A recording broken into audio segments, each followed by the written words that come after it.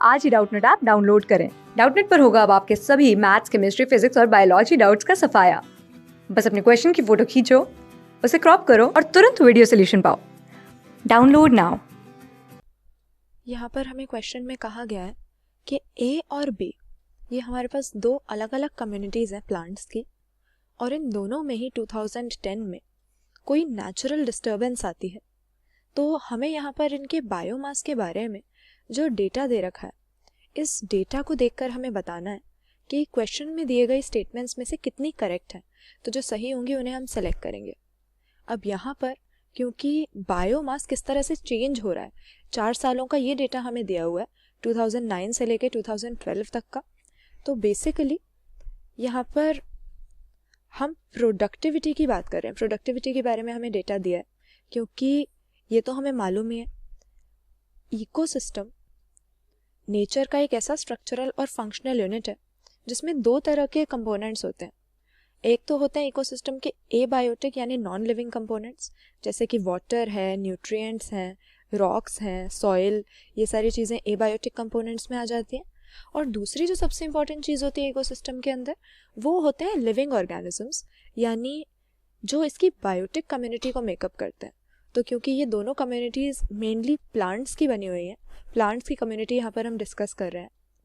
तो जो ये हमें टोटल बायोमास दे रखा है 4 अलग अलग सालों का, इससे हमें प्रोडक्टिविटी के बारे में ही पता लग रहा है। क्योंकि जो ग्रीन प्लांट्स होते हैं किसी भी टेरेस्ट्रियल हैबिटेट के अंदर, टेरेस्ट्रियल इकोसिस्टम के अंदर, वो प्रोड्यूसर होते हैं और फोटोसिंथेसिस करके अपना खाना वो खुद बनाते हैं। तो ये इन ग्रीन प्लांट्स की फोटोसिंथेटिक एक्टिविटी पे ही डिपेंड करता है कि कितना बायोमास इस इकोसिस्टम के अंदर होगा, कितना बायोमास प्रोड्यूस होगा per unit area, per unit time. और यहाँ पर अगर हम इस डेटा को देखते हैं तो हमें जो ए कम्युनिटी दे रखी है, लगभग सेम प्रोडक्टिविटी हर साल हमें मिल रही है, बायोमास में ज़्यादा चेंज नहीं आ रहा है। तो पहले 2009 में 1000, फिर 800, 950, फिर दोबारा 1000। तो अप्रॉक्सीमेटली हमारा जो बायोमास है वो एक सा ही बना हुआ है। राउंड फिगर अगर करके देखें तो 1000 के करीब हमारा बायोमास आ रहा है। जबकि जब हम बी का देखते हैं तो यहाँ पे 2009 में 1000 था, फिर 2010 में कोई नेचुरल डिस्टर्बेंस आई या जो भी डिजास्टर हुआ तो अचानक से 1000 से 100 हो गया, फिर दोबारा अगले साल 500 हुआ और फिर उसके बाद 100 हो गया। तो यहाँ पर हम देख सकते हैं कि जो प्रोडक्टिविटी है इसमें बहुत ज़्यादा फ्लक्चुएशन हुआ है। तो यहाँ पर इस डेटा से हमें यही पता लग सकता है कि जो प्रोडक्टिविटी है वो बहुत ज़्यादा वेरी कर रही है हमारे बी कम्युनिटी में, जबकि ए में नेचुरल डिस्टर्बेंस के आने के बाद भी ज़्यादा फर्क नहीं आया, 19-20 का फ़र्क आया। तो यहाँ पर कहा यही जा सकता है कि प्रोडक्टिविटी जो है वो हमारी ए कम्युनिटी की ज़्यादा वेरिएशन शो नहीं कर रही है, जबकि इस नेचुरल डिस्टर्बेंस को फेस करने के बाद बहुत ज़्यादा वेरिएशन, बहुत ज़्यादा फ्लक्चुएशन बी वाली कम्युनिटी में आ गई है। अब ये लक्षण जो है ये अनस्टेबल कम्युनिटी का लक्षण है, क्योंकि हम देखते हैं कि नेचर में किसी भी इकोसिस्टम को देखें, किसी भी बायोटिक कम्युनिटी को देखें, तो जो स्टेबल इकोसिस्टम होता है उसके कुछ कैरेक्टरिस्टिक होते हैं। पहली बात तो उसमें रेजिस्टेंस होती है, यानी कोई भी बाहर का अगर डिस्टर्बेंस आता है, सराउंडिंग्स में कोई भी अनफेवरेबल कंडीशंस बनती हैं, तो उनमें एडजस्ट करने का या उनके साथ डील करने की क्षमता लिविंग सिस्टम्स के अंदर होती है जो कि स्टेबल होते हैं। और दूसरी बात कि अगर डैमेज हो भी जाए इकोसिस्टम, अगर वो उस डिस्टर्बेंस को ना भी झेल पाए, तो रेजिलियंस होती है। रेजिलियंस मतलब कि भले ही डिस्टर्ब हो जाएगा थोड़ा, लेकिन जल्दी से बाउंस बैक कर जाएगा किसी भी परेशानी से या नेचुरल डिस्टर्बेंस से। तो हमारे जो स्टेबल इकोसिस्टम्स होते हैं, जिनकी स्टेबिलिटी ज़्यादा होती है, उनमें क्या क्या हमें देखने को मिलता है? रेजिस्टेंस ज़्यादा होती है, रेजिलियंस ज़्यादा होती है, और प्रोडक्टिविटी में ईयर टू ईयर वेरिएशन ज़्यादा नहीं होनी चाहिए, यानी प्रोडक्टिविटी जो है वो कहीं ना कहीं कांस्टेंट रहनी चाहिए। और ज़्यादातर देखा यही गया है कि जब इस स्टेबिलिटी को हम बायोडाइवर्सिटी से कंपेयर करते हैं तो यही पाते हैं कि जहाँ पर ज़्यादा डाइवर्सिटी होगी, जिस कम्युनिटी में ज़्यादा अलग अलग तरह के हमें प्लांट्स और एनिमल्स मिलेंगे, उसी की स्टेबिलिटी भी ज़्यादा पाई जाती है।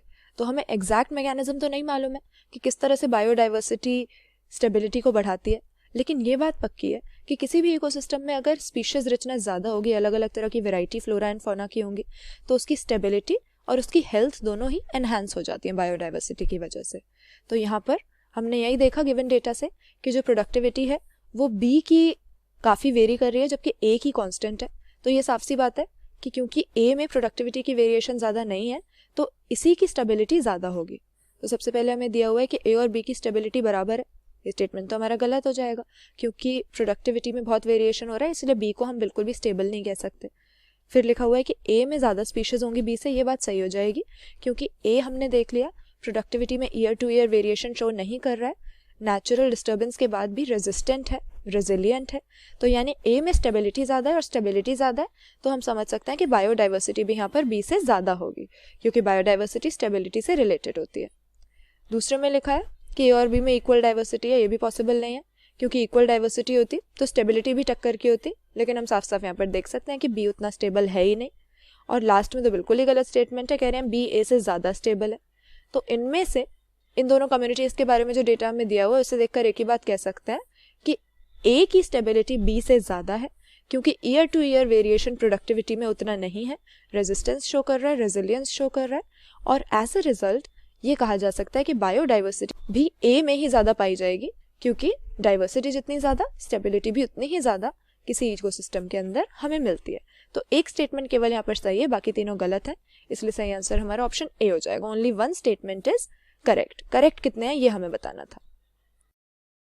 क्लास 6 से 12 से लेके नीट, IIT, जेईई मेंस और एडवांस के लेवल तक 10 मिलियन से ज़्यादा स्टूडेंट्स का भरोसा। आज ही डाउनलोड करें डाउटनेट ऐप या व्हाट्सएप कीजिए अपने डाउट्स 8400 400 400 पर।